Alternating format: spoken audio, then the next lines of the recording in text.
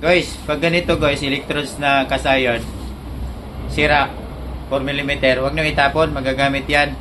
So dami nagre-request kung saan na daw yung resulta ng roller, yung butas. So minilding ko na yan, nagtira ko ng isa. Para ito gamitin natin guys. Hindi natin i-weldingin gamit ang welding machine. Gas gagamitin natin, pakita ko sa inyo. Mga discarding malupitan. Pakita mo. Bunyi natin ito. Kaya kasi pagkakapon, pwede na ito eh. Kayo ito kita, itakas.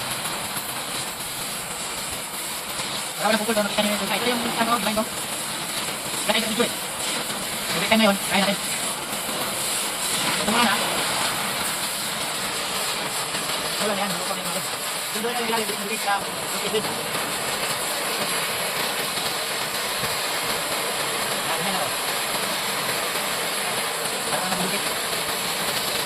Kaya natin. Saan namin butas ka na? Kailangan may hinitin yung page. Kung pag gato mo ng butos, butas dyan. Ito lang o. Pat, ay ito lang, hindi masin. Siraan mo yung tapos, hindi pa yan. Huwag din ang titik ko na yan o. Kaya ko tayo, kumagawa siya. Kaya naman ito eh. Pakakapin yung cut, tapos gaya natin.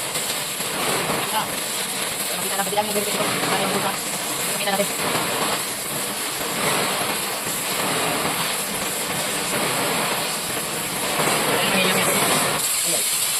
Yung tuloy dapat. Berapa kita?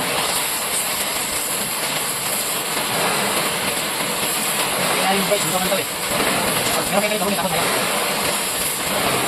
Kaya ko ano, main naman eh. Meron na. Pwede dito sa ba? Lalo na kumula. Ano mo ba? Ayun, hindi na. Yan, wala na tayo, kung patay.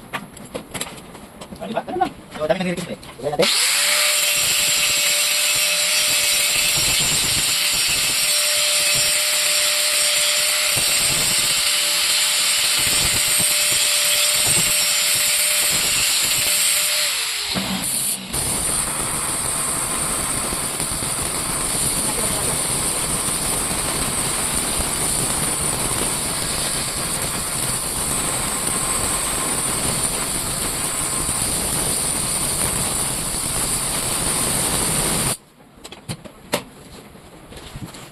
Idol, ito na yung resulta oh, naputol yung video natin. So, ito na yung resulta oh.